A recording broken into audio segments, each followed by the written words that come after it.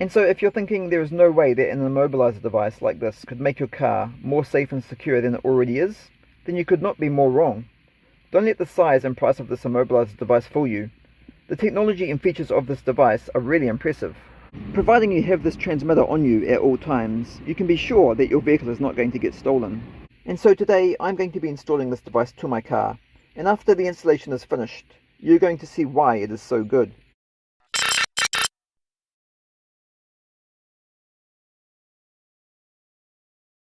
Hey guys, and welcome back to another video. If you're new here, hello and welcome to my channel, and I hope you like today's video. If you like smart home and automotive technology content, then hit that subscribe button, because that's what you're going to see on this channel. In today's video, I'm going to be installing and reviewing this Smart Car PKE Immobiliser device from Vjoy Car Electronics. Those three letters, PKE, is what makes this immobiliser device so good. If you don't know what that means, it stands for Passive Keyless Entry, and it's a well-known and very common feature used with a lot of car alarms today. But this is not a car alarm, it is simply a standalone immobilization device, and that's all it is. But it's also one of the best security devices you could want for your car. So if you're sitting there now wondering, but why is this such a great device? Then maybe it's because you don't understand how PKE works. So let me explain. The way passive keyless entry works is like this. Providing you have your phone or your remote fob inside your pocket, when you walk away from the car, usually just 2 or 3 meters, your car alarm will lock, arm itself, and enable the immobilizer, without you having to do anything at all, such as pressing a button. And then when you return to the car, it will automatically unlock, disarm the alarm, and disarm the immobilizer, so the car can now be started again. And this immobilizer device works exactly the same way. When you walk away from the car, with the transmitter in your pocket, and approximately within a 2 meter distance, the immobilizer will automatically be enabled on the car, so the car can no longer be started. Then when you walk back to the car again, as soon as the transmitter is within the 2 meter range of the car, the immobilizer will automatically disable itself, so the car can be started again. But it gets even better, because this device also supports anti-hijacking. So what this means is, if you set the device up to immobilize the ignition system of your car, and then let's say one day you're sitting at the traffic lights, and someone decides to come up to you with a gun or knife and tries to steal your car, they're not going to get very far, because as soon as you get out of the car and run away, or they try to drive the car away, the car is going to shut down as soon as it is 2 meters away from the transmitter that you will have inside your pocket. So this is a fantastic standalone immobilizer device to have installed to your car, and unfortunately, because car crime is increasing every year, it's also very important to have it for the security of your car and yourself. So today I'm going to be installing this device into my car, and you're going to be able to see exactly how this works. But anyway, before I start the installation, let's quickly have a closer look at this device first. So first of all, this device is supplied with 2 PKE transmitters, which are powered up off a CR2032 3-volt battery. And while it's impossible to tell, or feel, the transmitters actually have a switch built into them as well, in the center here, just behind the sticker. And I'll show you why later on. The device is only designed for 12-volt systems and can be installed on virtually any type of car or motorcycle, and it's very easy to install as it only has 4 wires, which are power, ground, and these 2 other wires here, the green and yellow, are the input and output wires, but really they are just the relay contacts. Yes, that's right, you don't need to use an external relay with this device, because it also has a built-in relay inside the device, which is rated at 20 amps. There is also a reset switch, used for emergency override, and there is also a warning buzzer, which is used for other features of the system, which again I will show you later on in the video. The device operates with the transmitters on a frequency of 2.4 GHz, so yes, this is a RFID type of system. The maximum range is apparently 3 meters, and this range sensitivity level is also adjustable through 8 different levels, using the transmitter. The batteries inside the transmitter are also monitored, so you will be notified when they need replacing from the buzzer that is connected to the immobilizer control unit itself. And the price of the immobilizer device was $36, which for an immobilizer system with these features is a great price.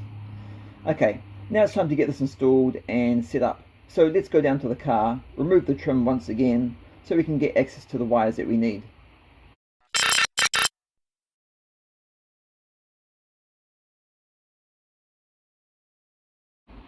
Okay, so I've skipped the boring part for you guys and removed the trim already. Now the first thing to do is find a secure place to install the Immobilizer control module. And because it's so small, I've decided to mount it up here, just under the ignition switch, which is a perfect place for it because all the wires I need to connect to can also be found in this area as well. It is also important to point out and remember that when installing an Immobilizer system, the trick to making it as secure as possible is all up to the person installing it. So what this means is when you install it, think like a car thief and don't make it too easy for them to find or disable. Okay, so now it's time to wire this up. So the first thing we need to do is find the main ignition wire. Once we have found that wire, we need to cut it and then join our input and output wires, the green and yellow wires, onto that wire. And as I said before, the onboard relay is rated at 20 amps, and to be honest, that's not a lot to handle the ignition system over a long-term period. So the ignition may not be the best option to use to immobilize on your particular car. There are other ways around this problem though, but I'm not going to be discussing that in this video. So if you're unsure how the ignition system in your car works, then I would recommend getting an auto electrician to install this for you. If you do own an older car, then you could try immobilizing another circuit, such as the fuel pump or the ECU, etc. However, it's still very important that we wire this up to support the anti-hijacking feature though, so don't wire it up to the starter motor, as doing this will not immobilize the car from being driven off by a car thief. So anyway, now I'm going to connect the green and yellow wires to the ignition wire on my car, as I know that's a safe way to do it on this vehicle. And then I'll connect the power wire and the ground wire, and then that's it. All that will be left to mount is the emergency override switch and the buzzer. Okay guys, and the wiring is complete. I haven't mounted the reset switch or the buzzer yet, because the PKE transmitters need to be programmed first. Yes, I know what you're thinking, and no, the transmitters do not come programmed already to the receiver. And the reason for this is because they don't come with the batteries installed. You see, the way this works is to program the transmitter to the receiver, you need to install the battery, and the second that you do that, the transmitter will then send a signal to the receiver and the programming process is complete. It's very important to remember that if you remove the battery from the transmitter for a longer period than 30 seconds, the transmitter will then be deleted again. If this sounds strange, then it's actually not. Some car keys and remotes on cars work this exact same way. Not for all cars though, just some. This is extremely common with the older Audis in particular, just as one example. Okay, so let's program the transmitters to the receiver now.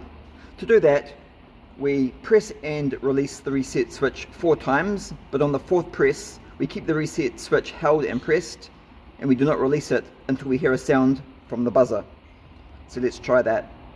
1, 2, 3, 4, holding it down.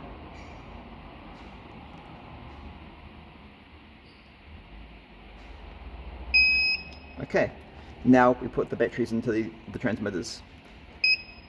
1 beep confirms it was successful for the first transmitter, and 2 beeps confirm it was successful for the second transmitter. And that's it, the transmitters are now programmed to the receiver. And that's it, the system is now ready to use. But now we need to adjust the range sensitivity. When testing this system prior to this video, I found the sensitivity to be too high at the default settings. So I'm going to set it to level 1, which is the lowest setting. And to do that, we again press and hold the button down on our transmitter for 2 seconds until the buzzer beeps. 1, 2. And now we press the button again 1 time. See, that was level 2, it beeped 2 times. That's level 3, it beeps 3 times. We need level 1, so we just go through all the settings.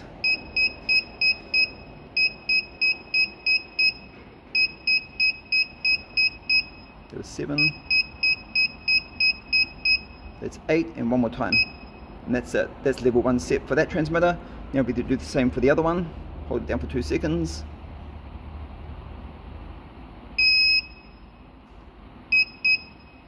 Two.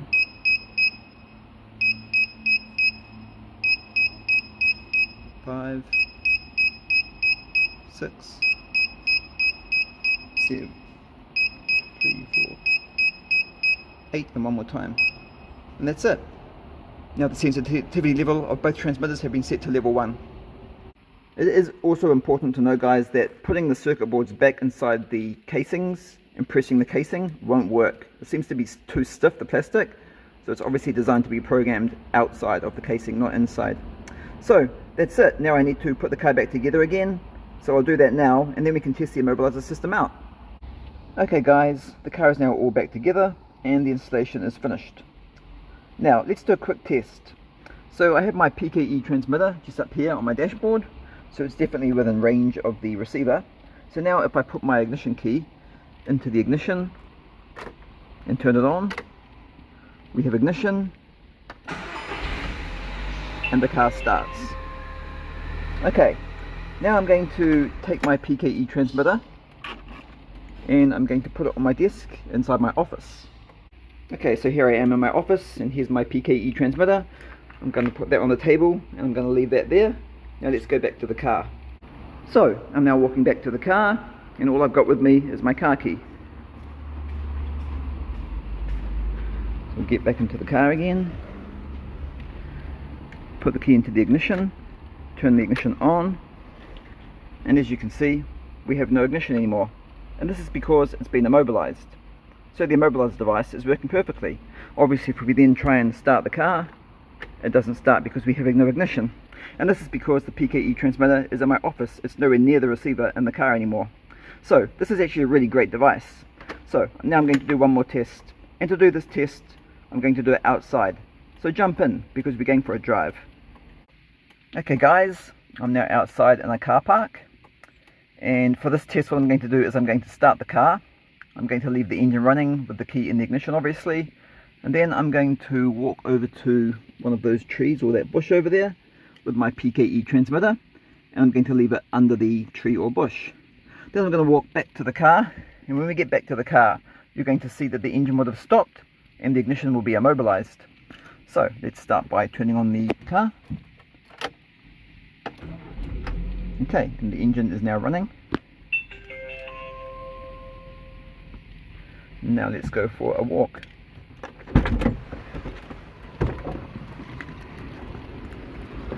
I've got my PKE transmitter in my hand. Let's go and hide it somewhere.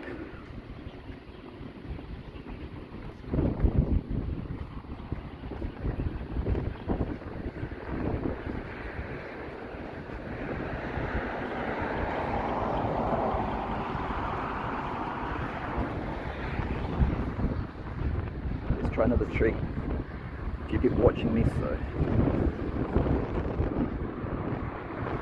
let's just put behind that bush actually.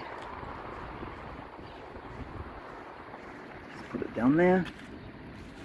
A few leaves over it so no one can see it. Okay, now let's go back to the car.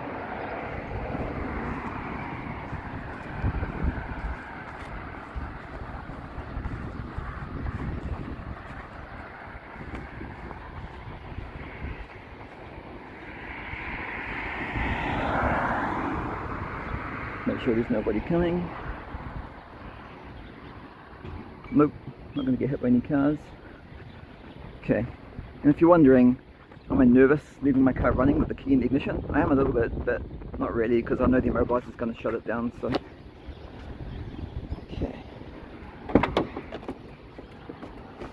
And now, here we are, back in the car, and as you can see, the car's engine has shut off. And there's no ignition anymore. If I try and start the car again, it's not going to start, and that's because the PKE transmitter is hidden over there under that bush. Okay, so it's also really important to know that if the car's engine is running, it is not going to shut down immediately as soon as you and your PKE transmitter are approximately 2 meters away from the car. And this is because it also has a built-in safety feature where the buzzer that is connected to the immobilizer receiver will start a countdown warning before it shuts off the engine. This is incredibly important that this device is designed with this safety feature, because if, for example, the PKE transmitter malfunctioned while you were driving, then you would not want your car's engine to shut down immediately, as this means you would lose control of your car and quite possibly have a serious accident. Because once the ignition is immobilized, the braking system and steering of the car will not operate as it should, so the system needs to be designed with a security feature for this reason. So how long does it take for the car's engine to actually shut down? Yes, that's a very good question. So for me it takes approximately 60 seconds from the time I walk away from the car for the engine to shut down and the ignition to be immobilized. And now I'm going to demonstrate this to you. And to do that, once again I'm going to go for a walk away from the car with my PKE transmitter, but this time I'm going to leave you all in the car so you can hear the buzzer and see what happens for yourself. So now I'm going to start the car again. And now I'm going to go for a walk.